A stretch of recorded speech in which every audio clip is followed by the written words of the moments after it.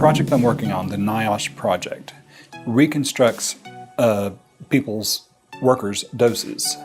We go back and look at the records and see what people were exposed to and calculate their doses. One of the things we use to do that is a model called MCNP, Monte Carlo Neutral Particle, I think is what it was originally called, but now it's just called MCNP.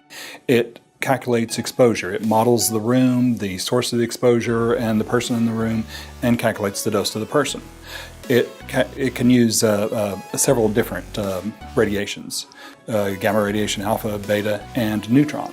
In a barrel of uranium, the alphas from the uranium, when they hit something else, oxygen or another atom, it will cause a secondary radiation, neutrons. And MCNP can calculate what happens from there on.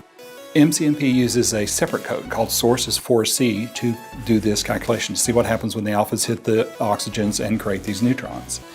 When I ran the calculation, I found that it had a built-in limit. It can't handle alphas that are higher energies than 6.5 MeV. And I was trying to run calculations for alphas that were that high, and it just errored out. We went ahead and did the calculations with the information we had, and it's always bothered me that this thing wouldn't be able to take care of those higher energy alphas. So we had the opportunity for a student here to work on it. I suggested this as our project. There is this very old version of a code that they have here. And what this code does is it will output how much of what energy particles are you getting hit with at any time. Because the energy is going to be dependent on how much dose you get, it has an impact. And so what they do here is they calculate the dose that people end up receiving in different facilities.